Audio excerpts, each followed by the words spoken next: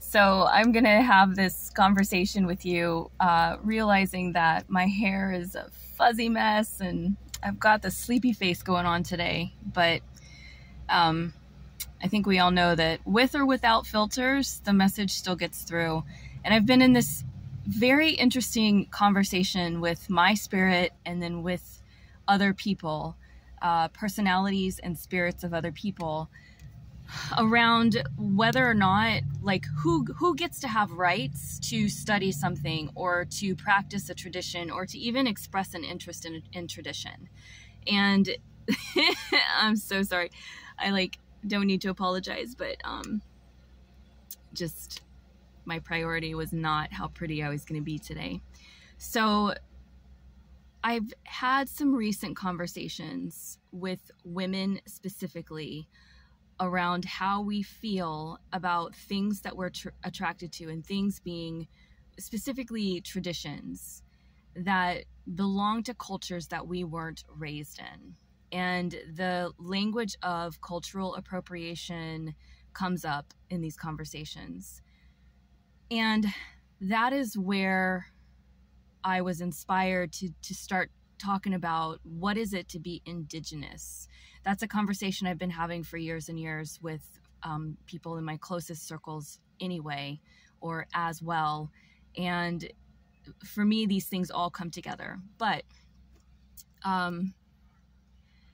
they all come together and they have layers to them. Our relationship with our intuition is part of this conversation. And the idea, not even an idea, but for some of us, the reality that we are a physical body in this life that we're living, and we also have genetic memory of other experiences that we've had, other lifetimes, some might say. There is a resonance on a non-verbal level or layer in the body that responds to things that we see in the external world. And this is what I'm really interested in talking about. But of course, we have to have the physical world. We have to talk about the physical world and the social constructs and all of that as well. Whew. There is a really loud van sitting next to me, and I had my window closed just so that you wouldn't hear their engine, and now they've driven away, and now I can talk to you with my window down. It's so much cooler. So just real quickly, because this is a long conversation, and I am still reviewing how I would like to approach it to more people than just my friend and colleague circle. So recently, I've had my own experience. So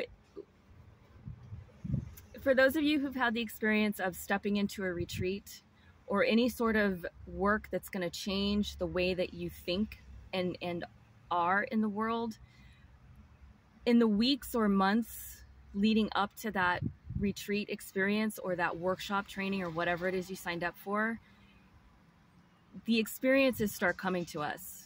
The training, the education, the some people might call it tests, the play shop, basically whatever it is we've said yes to, it's going to start working us before we even get to the physical experience. So I have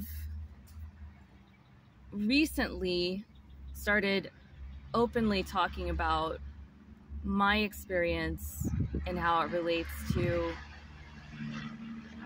these questions of who gets to play in whose playground. And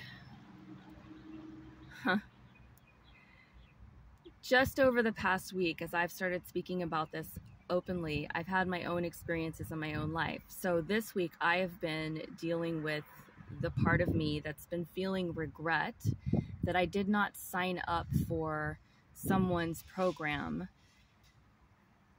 And there's so much that I want to say to you. So one of the things that I have done in my professional life is I have spent time teaching people how to recognize intuition, their own intuition, and how to develop a language and like a literacy with intuition. And in my experience, the intuition I've been tapped into is bodily intuition. It's what our physical vessel communicates to us. So when we feel lit up by something, so this is a teaching moment here for myself and for whomever is listening. When we feel lit up, and you know what that experience is, you get excited about something. You come across someone's post or someone's conversation, or if you still go to libraries, a book in a library, a commercial, you see something and all of you lights up. You're like, oh my gosh, I want that experience. Okay, that is nonverbal communication from your guidance system saying, pay attention to this thing. When we drop into our intellectual mind, or when we make it all about the mind, when we start analyzing, when we get lost in the logistics of how to do the thing, when we get lost in, do I belong or do I not belong? Is that for me or is it not for me?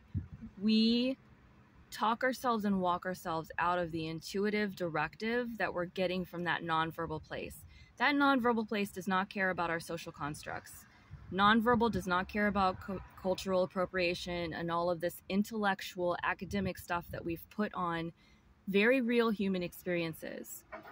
That intuitive liddy-upness is asking us to move in a direction. And when we move in that direction, we're going to get filled in with the rest of the information that we need to carry ourselves and conduct ourselves with self-respect and other respect. I know this from experience from myself, and I've witnessed it in other people. So I'm currently in this experience of now dealing with regret, now dealing with recognizing where I talked myself out of something that I should have just said yes to. And the blanks, and there were many, many blanks. I didn't know how I was going to use it. I didn't know how I was going to pay for it. I felt like I'd already had the experience because I've had many other teachers in this area. But now I'm starting to understand that this particular teacher and this particular collection of coursework is offering something that's filling in blanks for me. And I can't get into it. It's like, enrollment is closed. So I thought, and this is the point back to the Indigenous conversation and the conversation around, do I belong or do I not belong? Like, do I get to play with those kids on the playground because their clothes look different?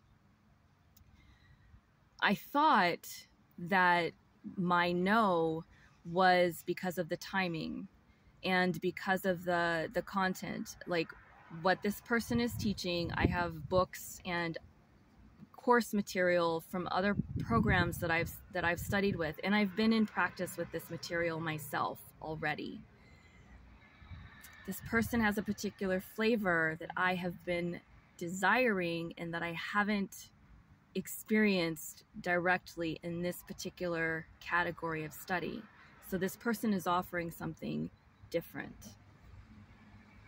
What I didn't realize, so that was like, what I'm saying is I had all this like logical, reasonable arguments against, and they make sense.